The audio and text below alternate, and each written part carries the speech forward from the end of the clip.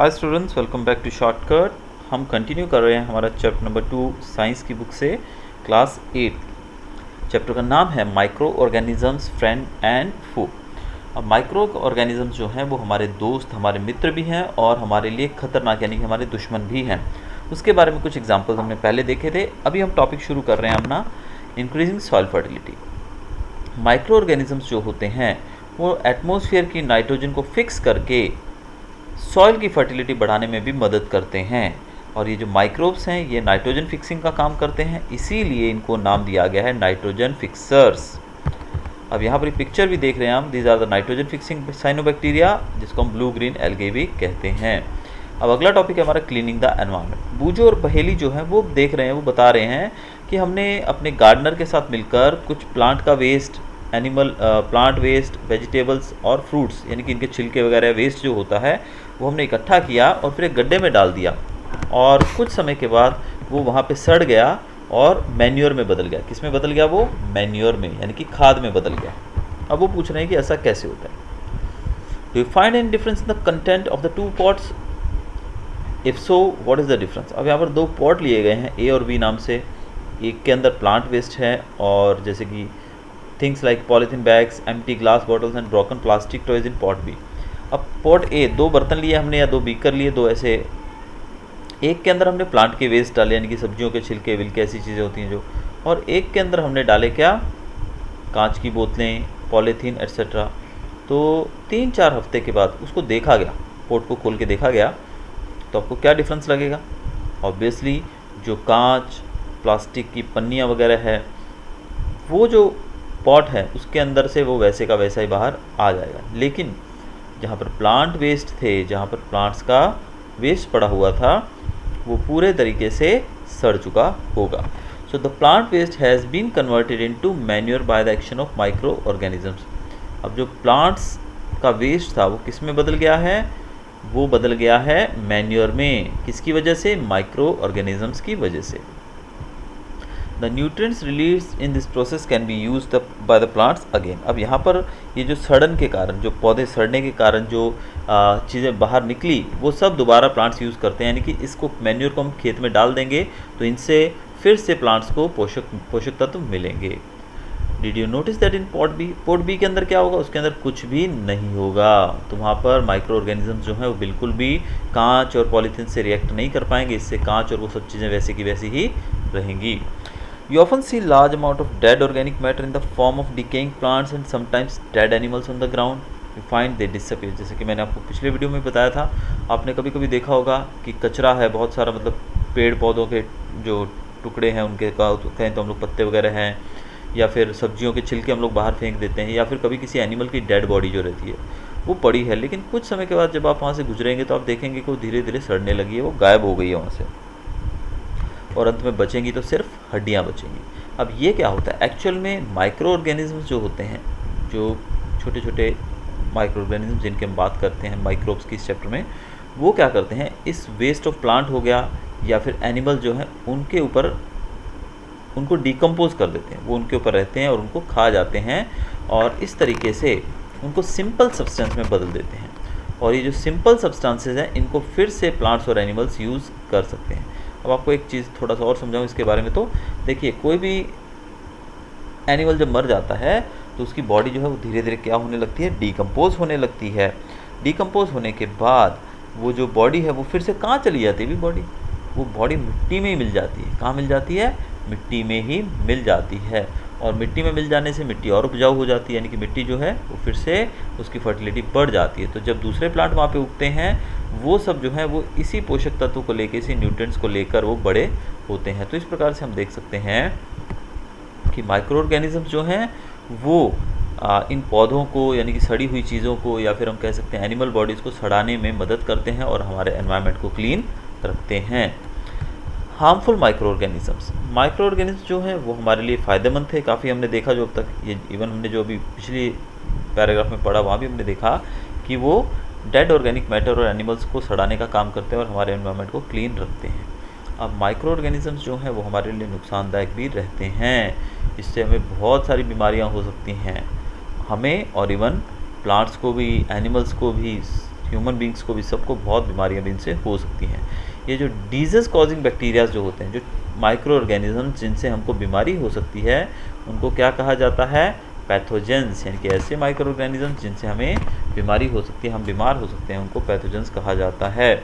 आपने देखा होगा कुछ माइक्रो ऑर्गेनिज्म ऐसे होते हैं जो खाने को बर्बाद कर देते हैं, कुछ कपड़ों को ख़राब कर देते हैं, कुछ लेदर की चीज़ों का भी। बारिश का सीज़न आपने देखा होगा, अगर आपकी लेदर की बेल्ट या लेदर के जूते आप यूज़ नहीं करेंगे कई दिनों तक, वो पड़े रहेंगे, तो इस बारिश के सीज़न में उसके ऊपर एक फंगस टाइप में लग जाता है। तो ये क्या है? ये सब बिकॉज ऑफ माइक्रो ऑर्गेनिजम्स ही ऐसा होता है। अब है हमारा अगला topic, disease causing micro organisms. क्या है टॉपिक हमारा? Disease causing micro organisms. Pathogens जो हैं वो हमारी बॉडी में एंटर करते हैं। कैसे? पैथोजेंस मतलब जो हमें बीमार करने वाले माइक्रो ऑर्गेनिज्म हैं, उनकी बात करें। ये कैसे हमारी बॉडी में जाते हैं? जब हम सांस लेते हैं। क्या लेते हैं? जब हम सांस लेते हैं तो हम क्या करते हैं? हमारी बॉडी के अंदर क्या लेते हैं? पैथोजेंस को लेते हैं, यानी कि सांस में हमारे साथ बैक्टीरिया भी अंदर चला जाता है। तो पहला ये तरीका कैसा? एयर के थ्रू, यानी कि ब्रीदिंग के द्वारा। दूसरा ये तरीका क्या है? दूसरा तरीका है हमारा इनका बॉडी में एंटर होने का वाटर के थ्रू, कि जो पानी है हम पीते हैं उसके अंदर ये माइक्रोब्स होते हैं। तीसरा है जो खाना हम खाते हैं उसके थ्रू। और ये डायरेक्टली भी कांटेक्ट में इन्फेक्टेड पर्सन के आने से हमें हो सकते हैं, यानी कि किसी व्यक्ति को अगर इस बैक्टीरिया से, इस पैथोजन से वो बीमार है, यानी कि उसको कोई बीमारी है इस पैथोजन के द्वारा, तो जब हम लोग उस इन्फेक्टेड पर्सन के कांटेक्ट में आएंगे तो हमें भी वो हो जाएगा। इसका साफ एग्जांपल, जैसे कि आप जानते हैं अभी कोविड का टाइम चल रहा है, कोविड-19 यानी कि कोरोना वायरस।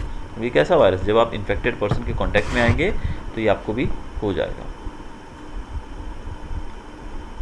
अब ऐसे माइक्रोबियल डिजीज, यानी कि जो कांटेक्ट में आने से फैलते हैं, उनको कहा जाता है कम्युनिकेबल डिजीज। क्या कहा जाता है?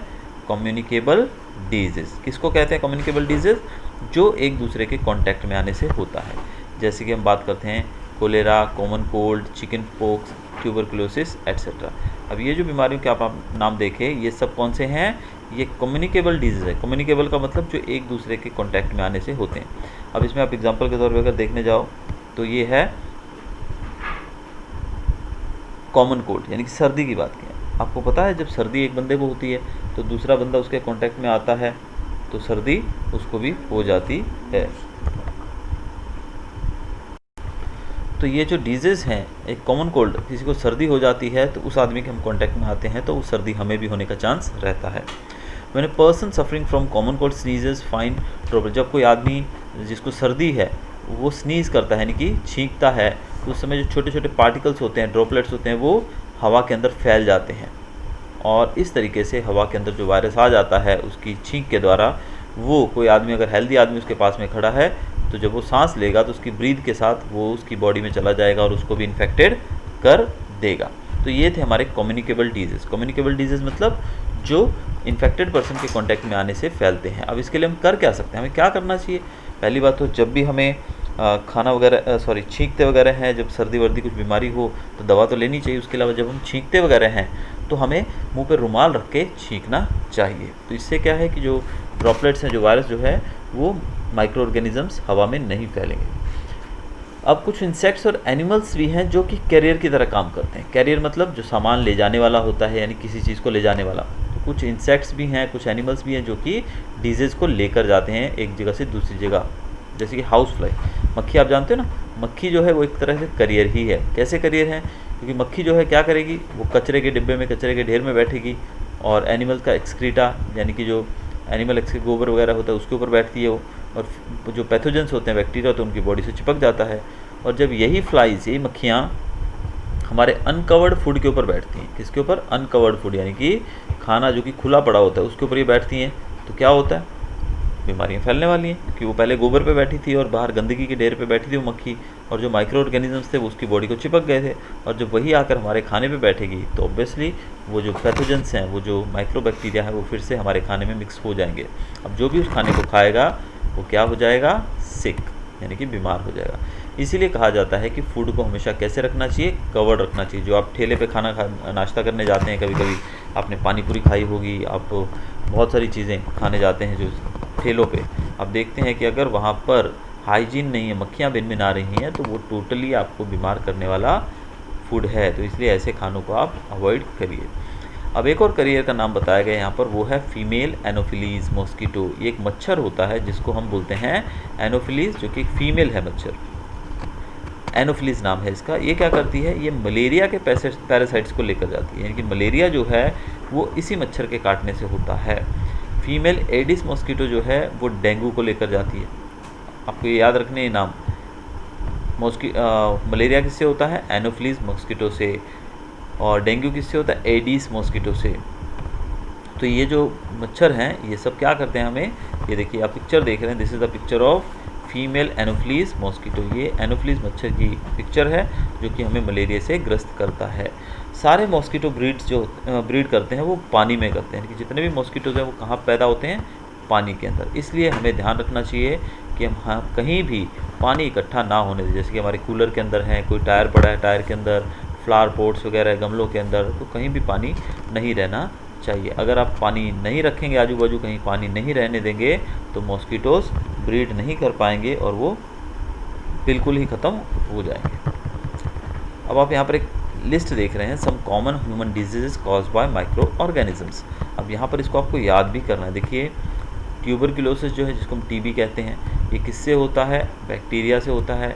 कैसे फैलता है, एयर के द्वारा। इसमें होता क्या है, जो पेशेंट है उसको आइसोलेशन में रखा जाता है, यानी कि कैसे इसको रोका जा सकता है, यानी कि इसके लिए क्या किया, पहले बात तो आइसोलेशन में रख दिया जाता है पेशेंट को। दूसरा, उसकी जो पर्सनल चीज़ें हैं जो यूज़ करता है वो दूसरों को नहीं दी जाती हैं, यानी कि अगर वो टॉवल, कपड़े, जो भी चीज़ें वो यूज़ करता है टीबी वाला पेशेंट, वो दूसरों को नहीं दी जाती हैं। और इसके लिए प्रॉपर वैक्सीनेशन भी दिया जाना चाहिए, दवा दी जानी चाहिए। इसके अलावा मीज़ल्स हैं, चिकन पॉक्स है, पोलियो हैं, ये सब चीज़ें किसके द्वारा होती हैं, वायरस के द्वारा होती हैं। कैसे होती हैं, ये एयर के द्वारा भी होती है और कॉन्टैक्ट के द्वारा भी। पोलियो तो एयर और वाटर दोनों से होता है, इसके लिए भी ये सब चीज़ें की जाती हैं। तो वैसे ही यहाँ पर बताया गया है दूसरी बीमारियों के बारे में भी, ये आपको देख लेना है कि कौन सी बीमारी किससे होती है, वो कैसे फैलती है, और उसको रोकने के लिए क्या क्या किया जा सकता है।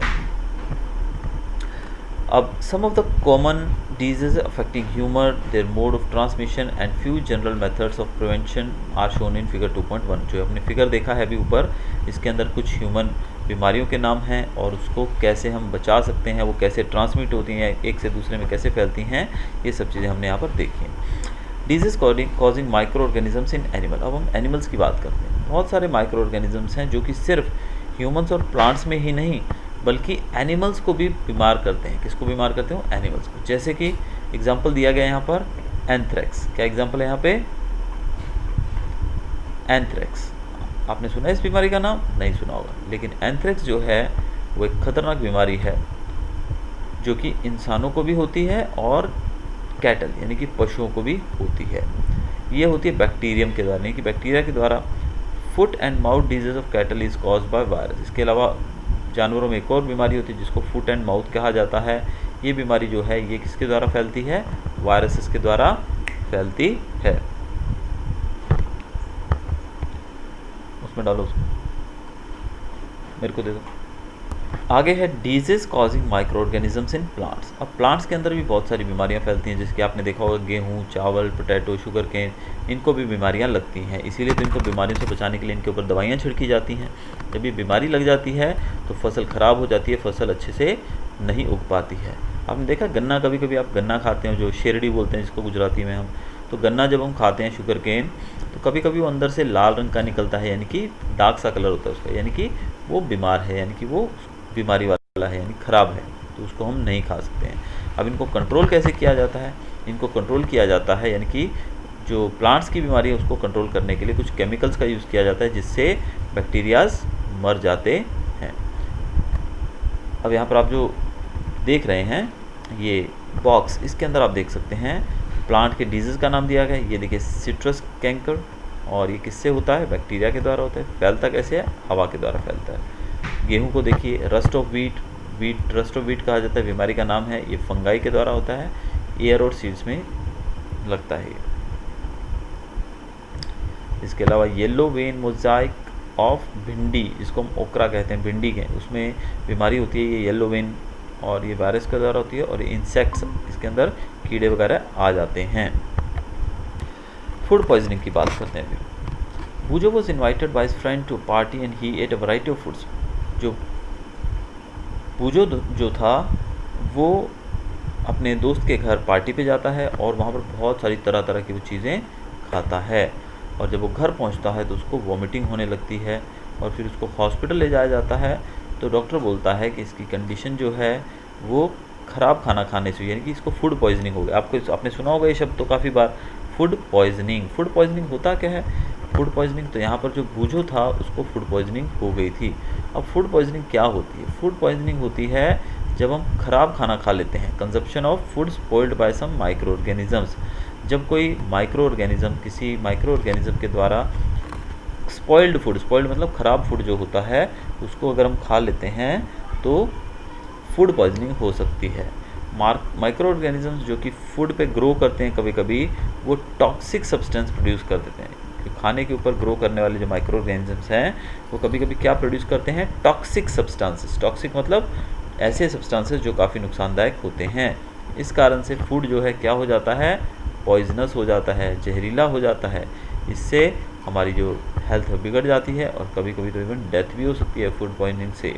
तो it is not safe to eat stale food या स्पॉइल्ड फूड। तो इसलिए हमारे लिए बहुत ज़रूरी है कि खाना जो है वो ताज़ा ही खाएं।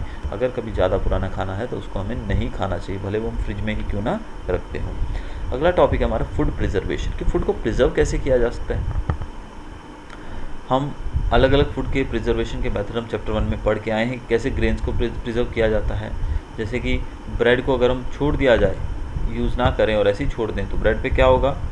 उसके ऊपर भी फंगस लग जाता है। पता है ना, ब्रेड को थोड़ा टाइम रख के, अभी मौसम ख़राब है, काफ़ी बारिश जैसा है, तो आप ब्रेड को रखिएगा 1-2 दिन, तो आप देखेंगे उसके ऊपर ब्राउन ब्राउन सा कुछ जम जाता है, दैट इज़ फंगस।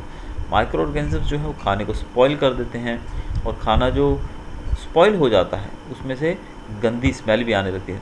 आपने देखा ना, कभी कभी हम खाना अगर पुराना खाना है तो उसमें से बदबू आती है गंदी, उसका टेस्ट भी बदल जाता है और उसका कलर भी बदल जाता है कई बार। तो ये जो फूड है वो क्या हो चुका है? Spoiling.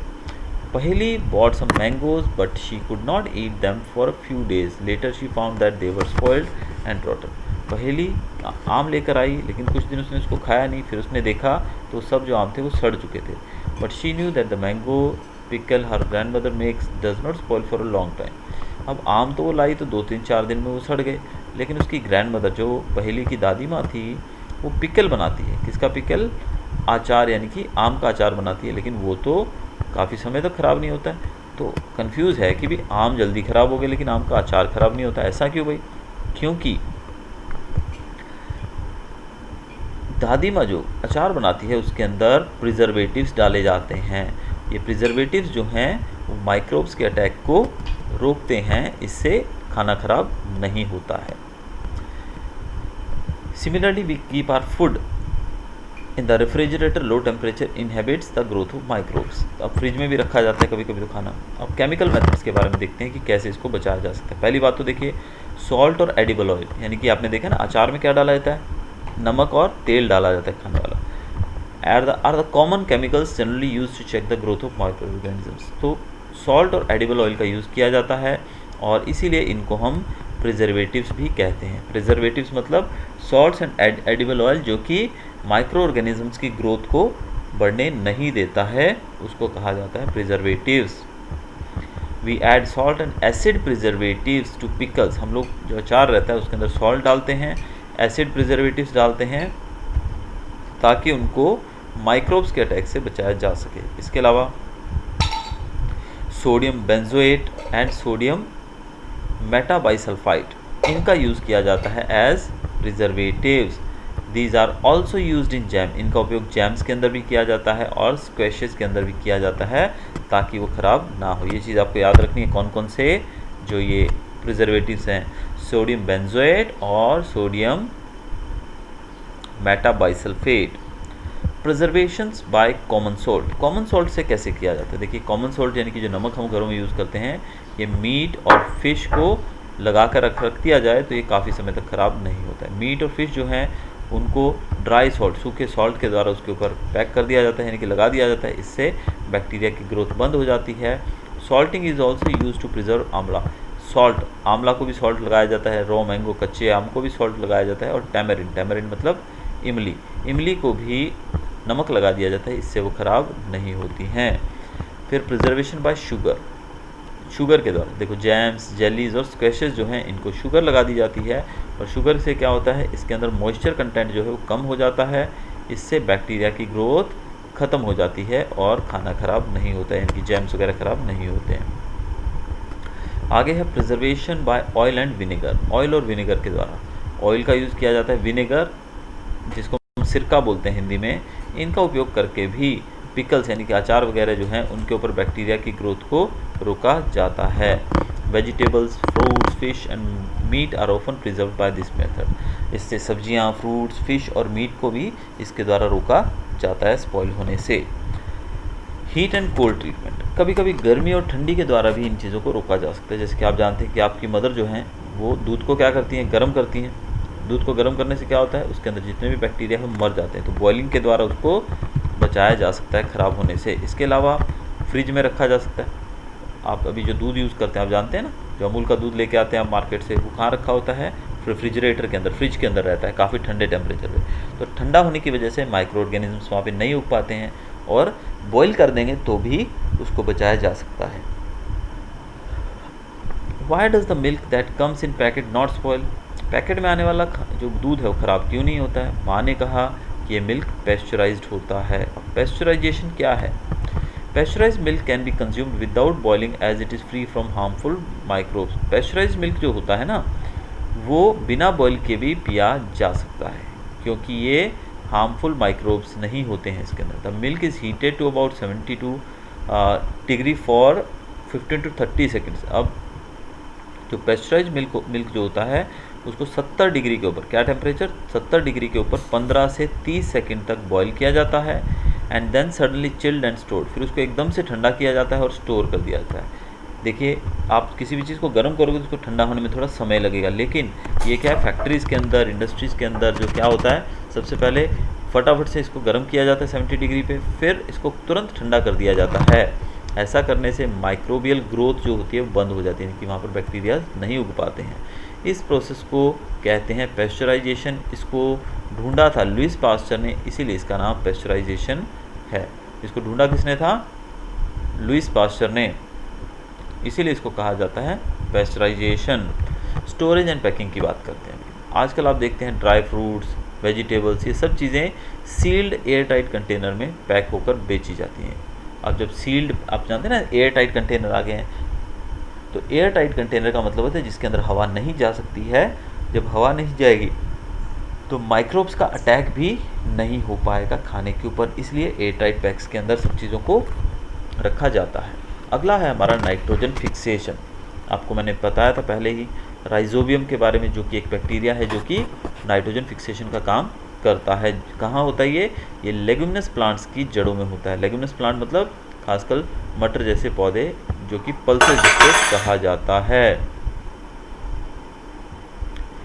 Recall the rhizobiums which lives in the root nodules of the leguminous plants, such as beans, peas, with which it has a symbiotic relationship. Sometimes nitrogen gets fixed through the action of lightning. अब जो ये nitrogen fixing bacterias हैं ये क्या करते हैं, ये nitrogen को फिक्स करते हैं, और कभी कभी ये बैक्टीरिया करते हैं। इसके अलावा कभी कभी लाइटनिंग के द्वारा, जब बिजली चमकती है ना तो भी नाइट्रोजन फिक्सेशन होता है। But you know that the amount of nitrogen the atmosphere remains constant. अब नाइट्रोजन जो है वो धरती में मिल जाती है, नाइट्रोजन को मिला दिया जाता है ताकि पौधे उससे बड़े हो सकें, लेकिन फिर भी एटमोसफियर के अंदर जो नाइट्रोजन है वो कम नहीं होती है, वो जो है वो कांस्टेंट ही रहती है। नाइट्रोजन साइकिल के बारे में पढ़ते हैं। आर एटमोसफियर, हमारे एटमोसफियर के अंदर 78% नाइट्रोजन गैस है। नाइट्रोजन जो है बहुत ही इम्पॉर्टेंट गैस है, किसके लिए, लिविंग ऑर्गेनिजम्स के लिए, जैसे कि इससे protein, chlorophyll, nucleic acid, vitamin, ये सब चीज़ें इसमें होती हैं। The atmospheric nitrogen cannot be taken directly by plants and animals. अब नाइट्रोजन जो है उसको प्लांट्स और एनिमल्स जो हैं वो डायरेक्टली नहीं ले सकते हैं। कैसे नहीं ले सकते हैं, डायरेक्टली, लेकिन सर्टेन बैक्टीरिया, कुछ बैक्टीरियाज हैं जैसे कि हमने राइजोबियम की बात की और ब्लू ग्रीन एल्गी जैसे, ये क्या करते हैं, सॉइल के अंदर होते हैं ये, और ये नाइट्रोजन फिक्सेशन का काम करते हैं। कन्वर्टेड इनटू कंपाउंड नाइट्रोजन, यानी कि एटमॉस्फेयर की जो नाइट्रोजन है इसको ये बदल देते हैं कंपाउंड ऑफ नाइट्रोजन, नाइट्रोजन के कंपाउंड में इसको बदल देते हैं। Once nitrogen is converted into these usable compounds, it can be utilized by plants from the soil through their root. अब जब इसको कंपाउंड में बदल दिया जाता है तो जो पौधे हैं वो क्या करते हैं, वो इसको अपनी जड़ों के द्वारा, रूट्स के द्वारा ले सकते हैं मिट्टी में से। Nitrogen then used for the synthesis of plant protein, अब जब नाइट्रोजन ले ली जाती है तो इससे प्लांट्स के लिए प्रोटीन बनता है और दूसरी जरूरत की जो न्यूट्रिएंट्स होते हैं वो सब नाइट्रोजन के द्वारा बनाए जाते हैं। Animals feeding on plant get these proteins and other nitrogen compounds. अब देखिए अब कैसे ये साइकिल चलती है वो भी समझने वाली बात है। अब ये जो प्रोटीन, पहले तो क्या है, बैक्टीरियाज ने क्या किया, नाइट्रोजन को फिक्स कर दिया। अब वो नाइट्रोजन मिट्टी में है, उसको पौधे की जड़ों ने लिया और उससे प्रोटीन और दूसरे कंपाउंड बनाए। अब इसी पेड़ को जब एनिमल्स खाएंगे, कौन खाएंगे इसी पेड़ को, जब एनिमल्स इसी पेड़ को खाएंगे तो क्या होगा, एनिमल्स इन पेड़ों को खाएंगे तो जो प्रोटीन और कंपाउंड था वो सारा किन को मिल जाएगा, एनिमल्स को। यानी कि पहले तो नाइट्रोजन मिली प्लांट्स को, अब वही मिल गया एनिमल्स को। When plants and animals die, और जब प्लांट्स और एनिमल्स मर जाते हैं, कौन मर जाते हैं, जब प्लांट्स और एनिमल्स की डेथ हो जाती है तो बैक्टीरिया और फंगाई जो कि सॉइल के अंदर रहते हैं वो इसको फिर से नाइट्रोजन वेस्ट में बदल देते हैं। क्या करते हैं, in the soil convert the nitrogen waste into nitrogenous compound to be used by the plants again. तो फिर से इसको नाइट्रोजनस कंपाउंड में बदल दिया जाता है बैक्टीरियाज के द्वारा, ताकि फिर से इसको प्लांट्स यूज़ कर सकें। तो देखिए एक पूरी साइकिल चलती है, यानी कि एक बार फिर देखें इसको, तो एटमॉस्फेरिक नाइट्रोजन को फिक्स किया जाता है नाइट्रोजन फिक्सिंग बैक्टीरिया के द्वारा, जिसको हम नाइट्रोजन फिक्सर्स भी कहते हैं। फिर इसको प्लांट लेते हैं, प्लांट्स को खा के एनिमल्स में ये ट्रांसफ़र होती है, और जब प्लांट से एनिमल्स की मौत हो जाती है तो फिर से बैक्टीरिया इसको नाइट्रोजन कंपाउंड में बदल के धरती में मिला देते हैं और फिर से इनको दोबारा से यूज़ किया जा सकता है। As a result the percentage of nitrogen in the atmosphere remains more or less constant. तो इसी तरीके से जो हमारा नाइट्रोजन कंटेंट है वो एटमोसफियर के अंदर लगभग हमेशा बना ही रहता है। अब आप यहाँ पर जो देख रहे हैं, this is called the nitrogen cycle. अब देखिए नाइट्रोजन, एटमॉस्फेरिक नाइट्रोजन जो है उसको बैक्टीरिया क्या करेगा, उसको फिक्स कर देगा और फिर ये नाइट्रोजन सॉइल में मिलेगा, सॉइल से फिर ये बैक्टीरिया जो है वो उसको चेंज कर देगा नाइट्रोजनस गैस में। तो इस तरीके से सब कुछ चलता रहता है। ये है हमारा नाइट्रोजन साइकिल। तो ये था हमारा चैप्टर माइक्रो ऑर्गेनिजम्स, फ्रेंड और फू। और अगर आपको ये वीडियो अच्छा लगा हो तो सब्सक्राइब कीजिएगा मेरे चैनल को और बेल आइकन दबाना मत भूलिएगा, ताकि आने वाले वीडियोस की जानकारी आपको मिलती रहे। चलिए मिलते हैं जल्दी अपने नेक्स्ट वीडियो के साथ। Till then goodbye, thanks for watching.